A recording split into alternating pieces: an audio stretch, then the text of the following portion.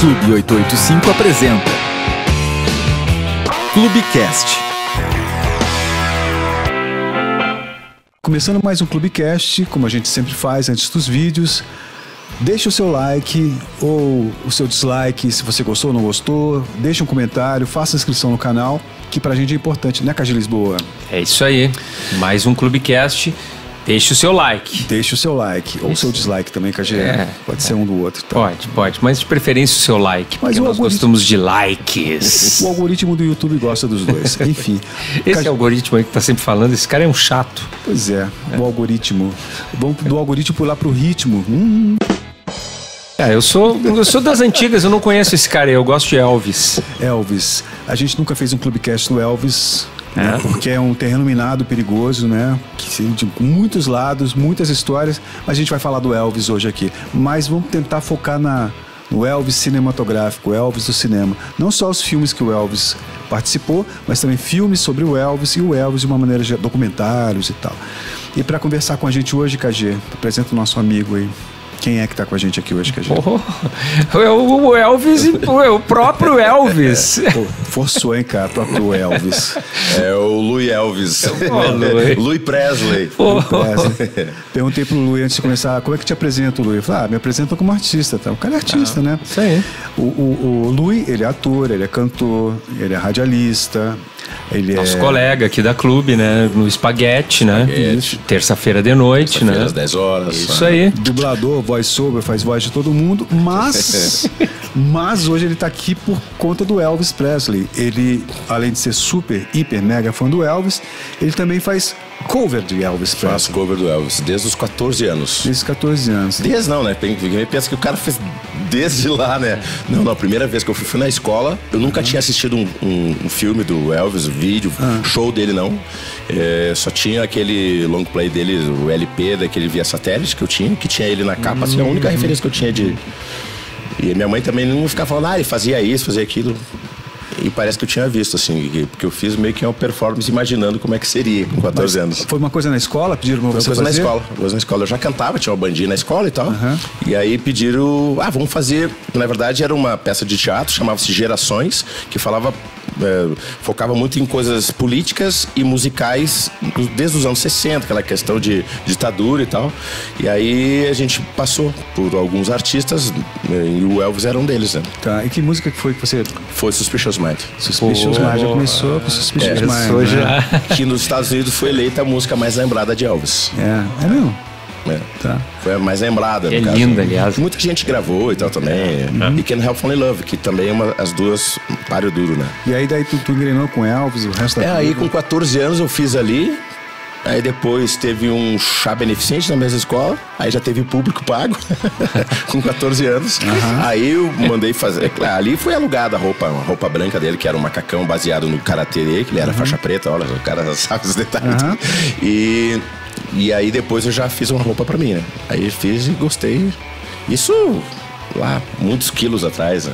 Já não cabe mais. Isso. Não, depois daquilo eu tive 3, 4, 5 roupas já. Mas tem o Fat Elvis, tem o Elvis gordo também. Fat Elvis. Agora eu tô na fase Fat Elvis, né? Fat Presley agora. Então, o Elvis, ele tem uma carreira no cinema. Você saberia dizer se é uma carreira que ele queria ou se é uma carreira que o Coronel Tom Parker aqui fala, olha, vamos fazer que isso aqui é bom pra você? Tem algumas coisas assim legal pra falar, que é o seguinte, o Elvis quis sempre ser um Marlon Brando, né? Ele queria, né?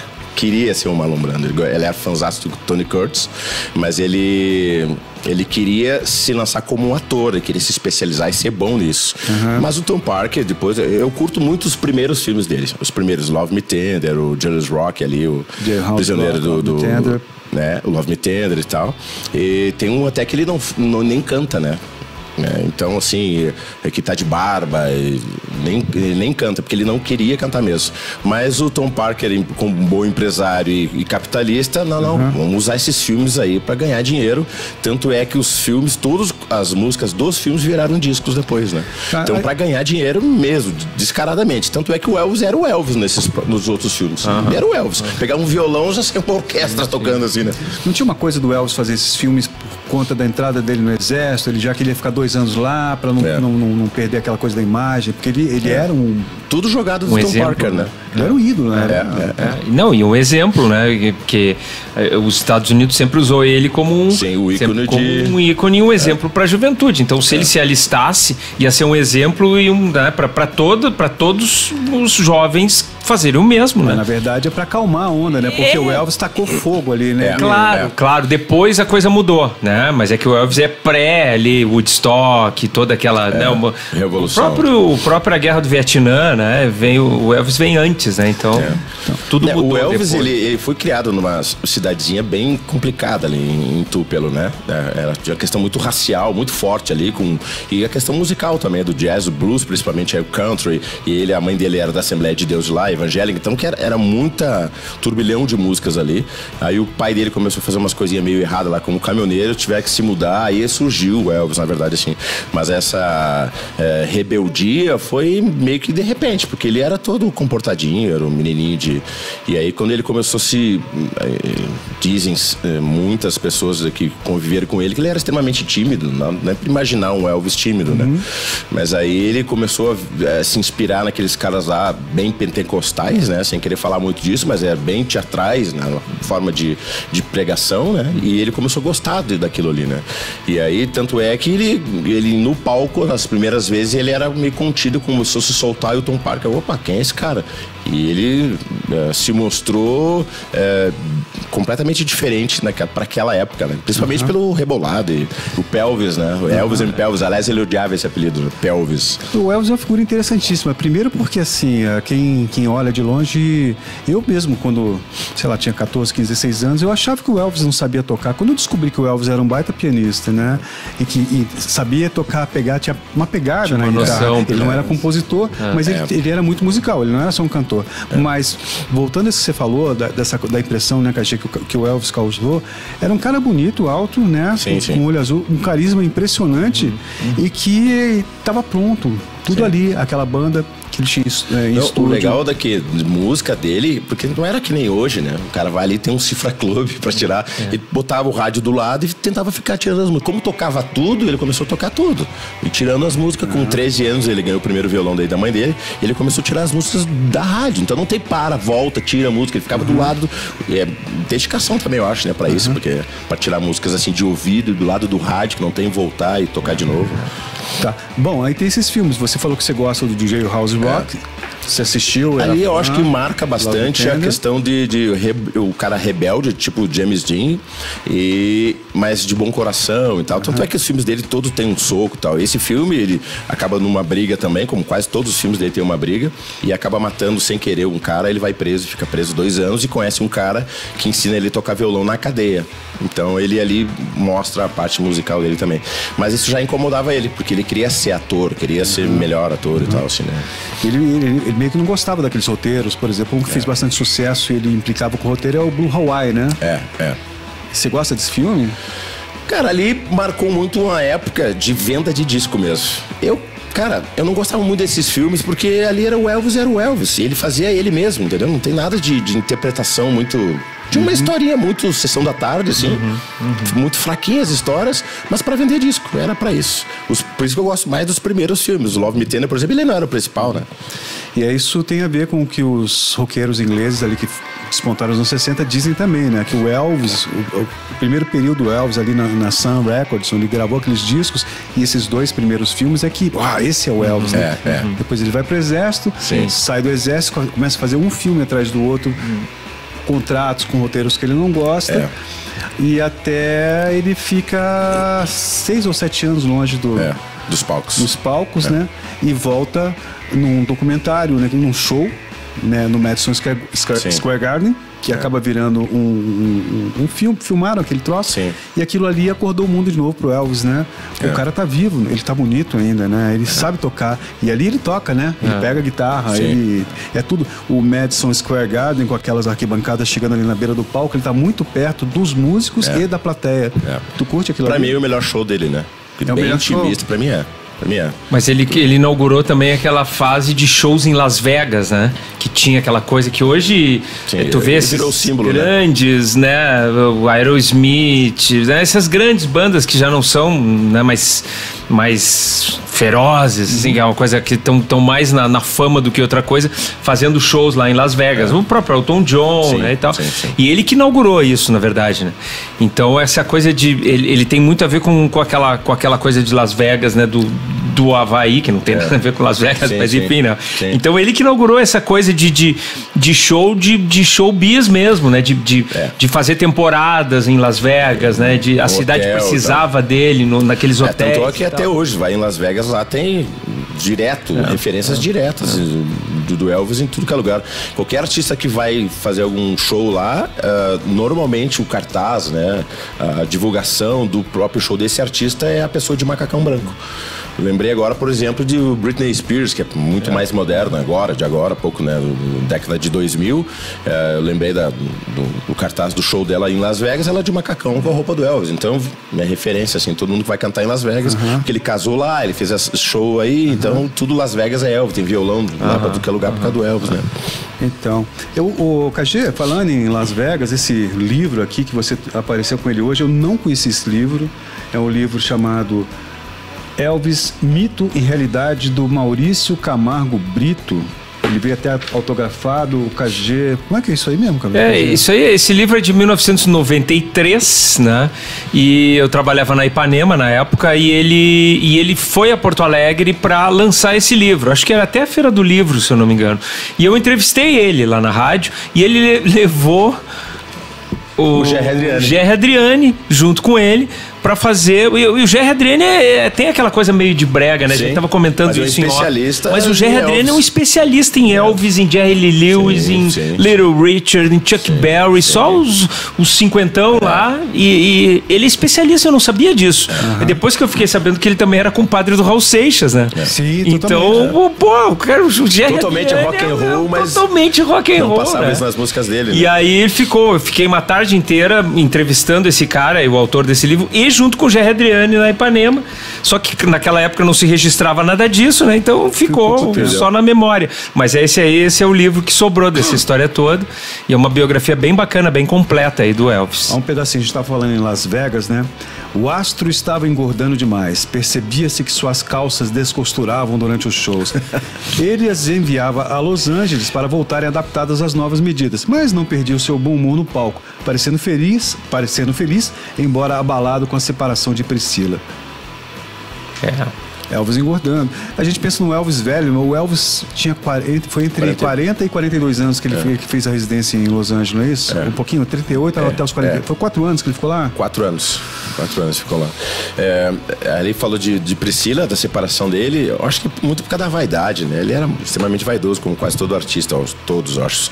Mas ali, quando separou dela e ele viu a primeira, isso tem até em documentário, quando ele viu ela com o professor de karatê dele, assim, primeira vez que ele vê a cria dele, que estava sempre embaixo da asa dele, ela casou ele conheceu ela quando ela tinha 14 anos, então praticamente criou a Priscila para ele. Quando viu ela independente com outro cara, assim, ele deu uma pirada legal. Aí que diz ali a questão, tem a questão dos Beatles ali também, mas também essa questão, ele começou a dar tiro na TV, ali ele começou a surtar mesmo. Tiro na Descontrole alimentar completamente, assim. E os remédios, né? E os remédios, para acordar, para dormir, a mãe dele morreu de infarto, né? Então, e oficialmente a morte dele também foi do coração.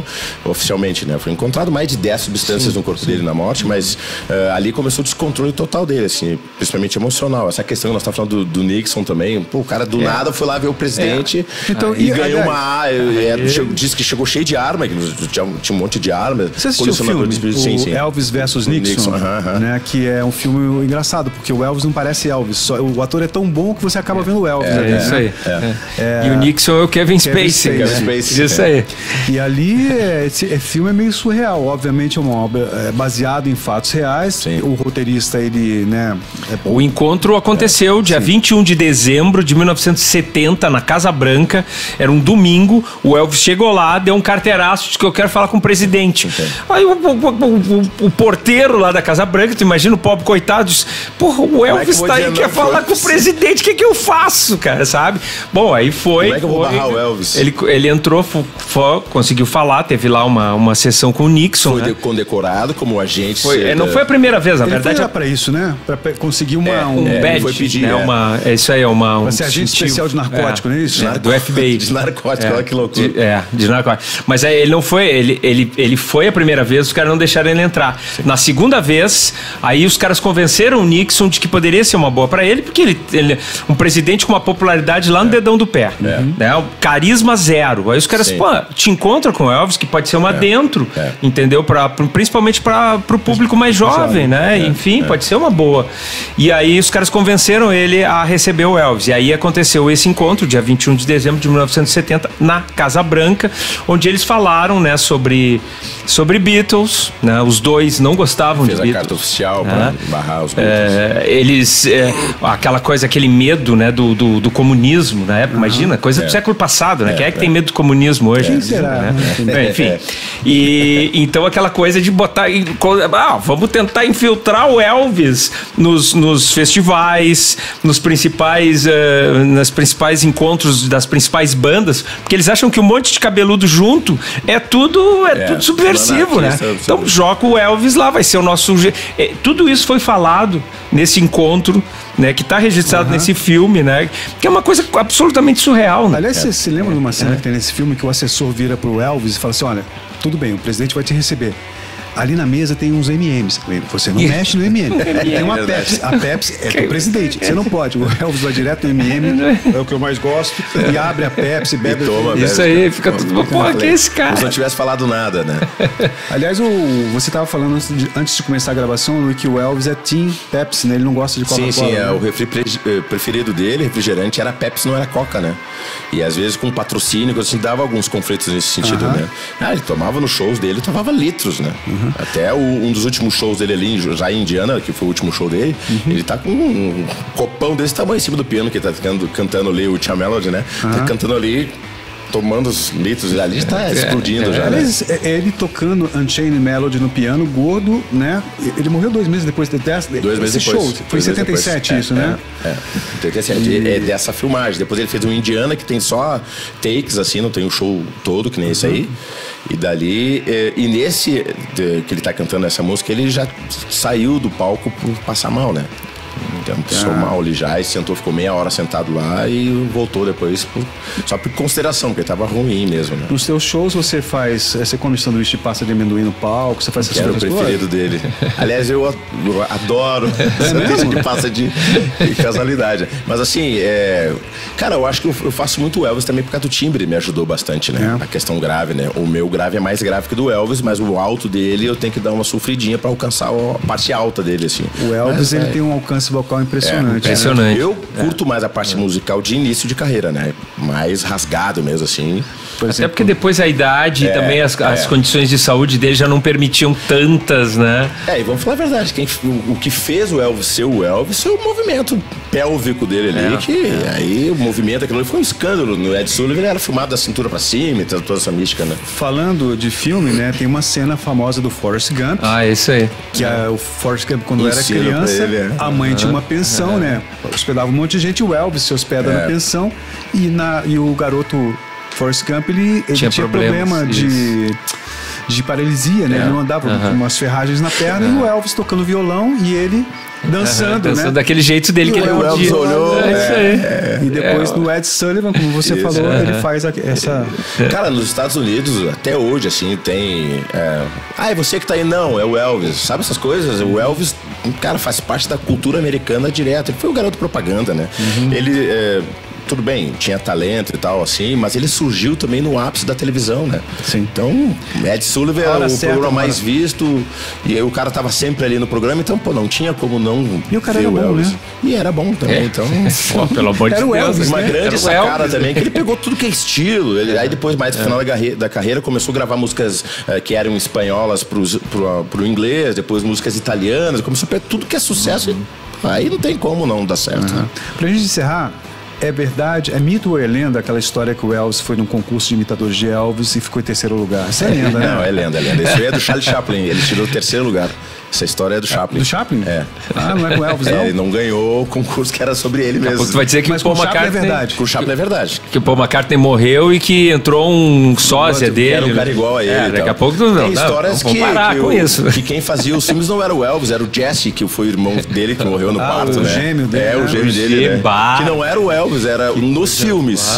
Nos filmes, porque cantava, aí, pô, aí dois caras cantando que nem o Elvis é demais, né? Então, na parte do filme, o Tom Parker botou o Jesse, que é o irmão do Elvis, pra fazer os filmes. Porque o Elvis era loiro, né? Aí nos filmes ele não tá tão cabelo preto assim, parece. Aí tem, tipo, por isso que surgiu essa...